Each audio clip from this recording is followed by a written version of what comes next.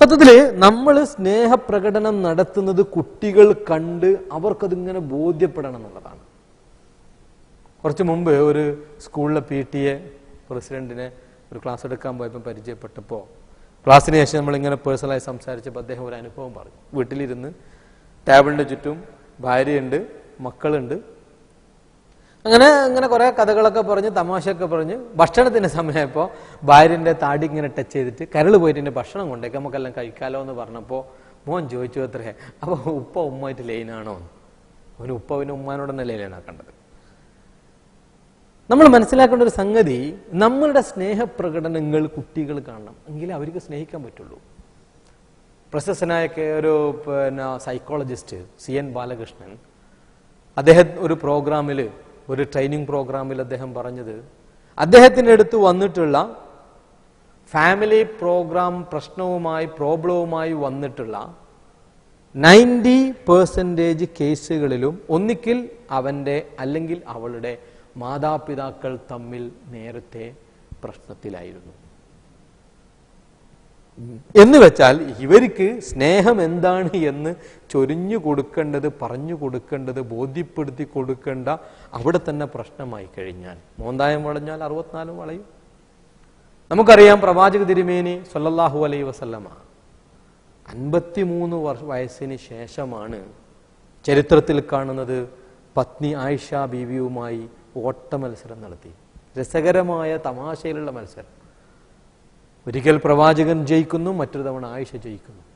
നിങ്ങൾ ആലോചിച്ച് നോക്കിയിട്ട് പ്രായമുള്ള ദമ്പതിമാർ പോലും ഇത്തരത്തിലുള്ള മത്സരങ്ങളും തമാശകളും കളിക്കുമ്പോൾ ആ കുട്ടികളെ മനസ്സിലുണ്ടാകുന്ന ഒരു സന്തോഷവും അത് കോപ്പി ചെയ്യുന്ന ഒരു സാഹചര്യവും.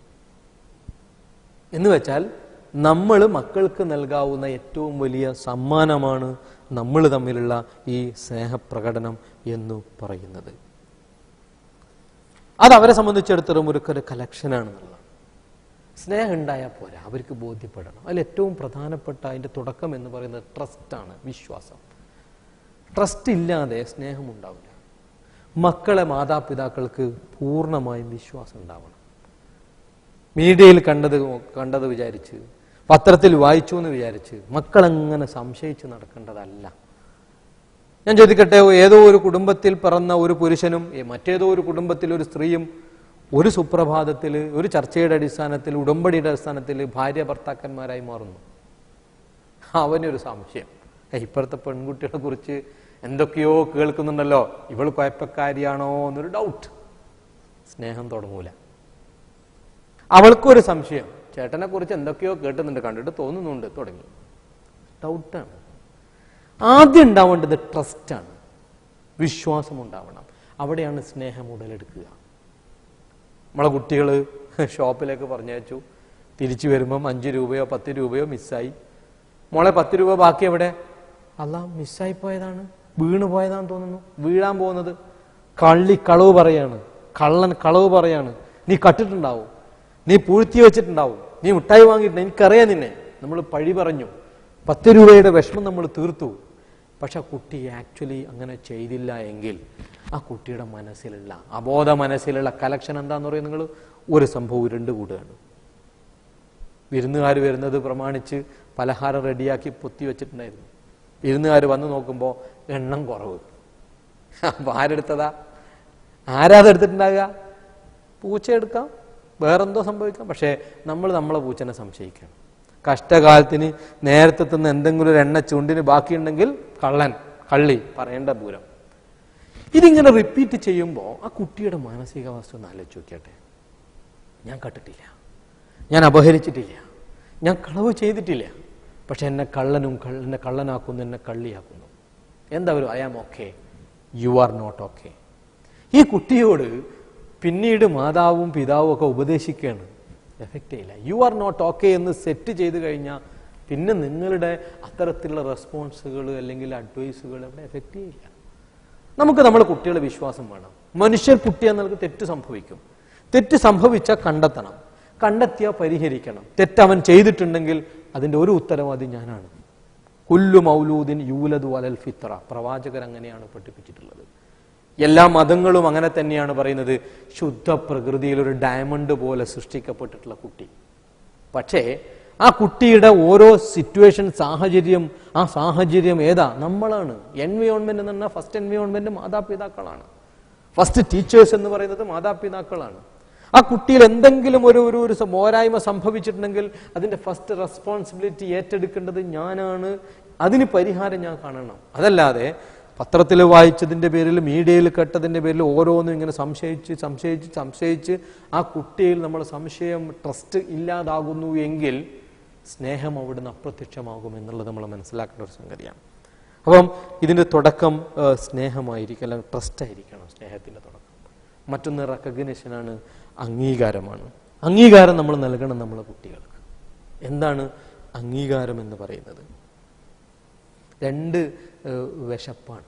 ഒന്ന് ഭക്ഷണത്തോടുള്ള വിശപ്പാണ്, ഫുഡ് ഹങ്കർ എന്ന് പറയും. മറ്റൊന്ന് ടച്ച് ഹങ്കറാണ്, തലോടലിനോടുള്ള വിശപ്പാണ്. അത്ര മനുഷ്യന് ജനിച്ചത് മുതലേ ഉണ്ടാവുന്നതാണ്. ജനിക്കുന്നതിന് മുമ്പ് ഗർഭാശയത്തിൽ തന്നെ കുട്ടികൾക്ക് അത് ഉണ്ടാവുന്നതാണ്. അതാണ് ചില ഭർത്താക്കന്മാര് ഭാര്യമാരുടെ വയറിങ്ങനെ തലോടുമ്പോൾ കുട്ടികൾക്ക് വല്ലാതെ അത് ഫീൽ ചെയ്യുന്നു എന്നാണ്. ഇനി പ്രസവിച്ചു കഴിഞ്ഞാൽ ആ കുട്ടികൾക്ക് തലോടൽ ഇങ്ങനെ കിട്ടിക്കൊണ്ടേയിരിക്കണം. പശു പ്രസവിച്ചു കഴിഞ്ഞാൽ കുട്ടി എങ്ങനെ നാവ് കൊണ്ട് നക്കുന്നത് കണ്ടിട്ടില്ലേ നിങ്ങൾ? ജീവജാലങ്ങളിൽ ഉള്ളതാണിത്. ടച്ച്, തലോടൽ എന്നുള്ളത് വളരെ പ്രധാനമാണ്. ആധുനിക മനഃശാസ്ത്രം പറയുന്നത് ഒരു മനുഷ്യക്കുട്ടിക്ക് ലഭിക്കേണ്ടത്ര തലോടൽ ലഭിച്ചില്ല എങ്കിൽ ഫിസിക്കലി പോലും അവന്റെ നട്ടെല്ല് ബെൻഡാവുന്നതാണ്. എലികൾ നടത്തിയ ഒരു പഠനത്തിൽ 2 ഭാഗത്തായി എലികളെ വളർത്തുകയാണ്. ഒരു ഭാഗത്ത് എലികളെ തൊട്ടിട്ടേയില്ല, മറുഭാഗത്ത് എലികളിൽ പെയിന്റിങ് ബ്രഷ് ഉപയോഗിച്ച് ഇങ്ങനെ തലോടി. ഒരു ഭാഗത്തെ എലികളെക്കാൾ മറ്റൊരു ഭാഗത്തെ എലിക്ക് ശാരീരികമായി പുഷ്ടി ഉണ്ടായി എന്നുള്ളതാണ്.